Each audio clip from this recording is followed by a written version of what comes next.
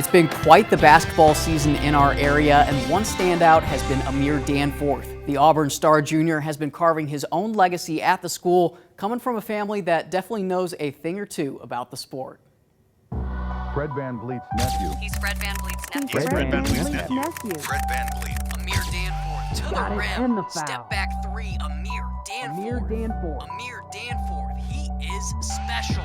I used to cause a lot of pressure, but then like my uncle, he helped me realize that pressure's a privilege. I don't really view it as frustrating. I mean, I kind of like it because, his hard work and, he has a big name around here, and I'm just blessed to, be related to somebody like that. Oh, that's Fred, this and that.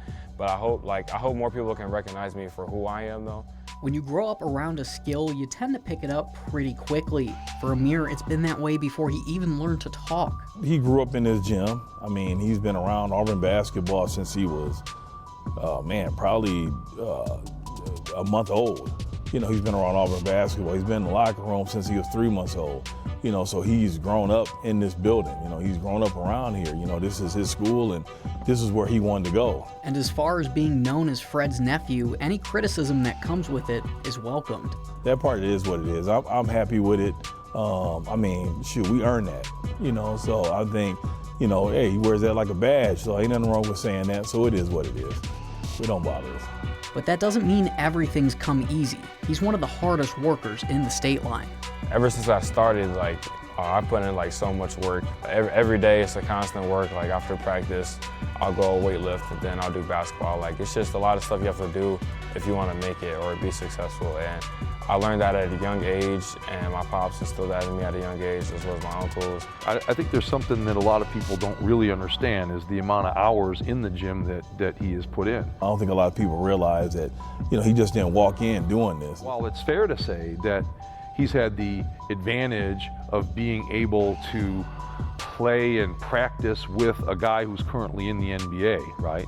That's not something that all or even most people are ever going to experience. And so there's no question that there's immeasurable value that goes with that. This is something that was going to happen for all the amount of work that he puts in. All those hours have led to quite the resume, including breaking the single-game scoring record at Auburn this season and at the annual Hinsdale Holiday Tournament, and he's not done.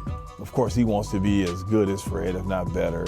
He wants all that. His other uncles, JD and Darnell, who also played, he wants to be better than them and do the things that they haven't done and break, Fred's records here. And, he wants to do all that stuff.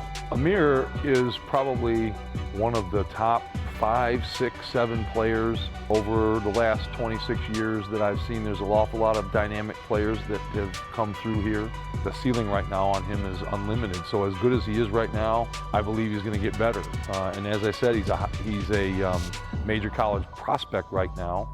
And you don't get to be that unless a bunch of other people happen to also agree with that analysis. Currently, he has an offer from NIU and interest from schools like Indiana State, South Carolina, and Loyola, just to name a few. But the process has been slow, and an analysis most people agree with is our area's athletes can get overlooked with places like Chicago in the state, but even other cities too. All the time. All the time.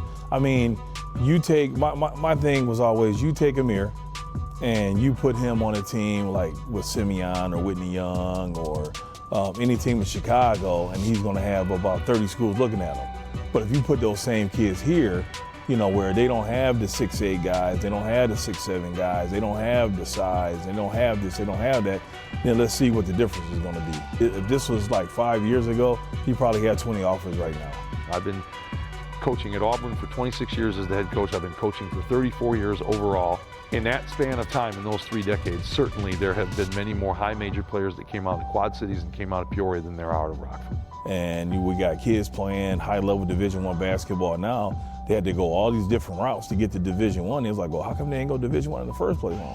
Nobody was looking at them because they were coming from Rockford. We can be overlooked, and even when there's a player that's produced from here, it's almost like it's a one-off, right? And they don't come back to the well, so to speak. And I think that they should, and they easily could.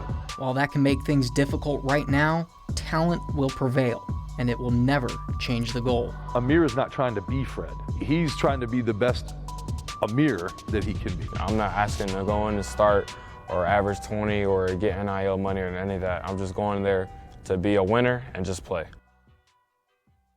And awesome to watch Amir this season. He's a stand-up guy and will continue to paint his own legacy at Auburn. Be sure to visit the article on WREX.com because there was so much awesome things everyone discussed, and a major thanks to Amir, Joe, and Brian for allowing me to tell this story. That's it for sports tonight. We'll be right back.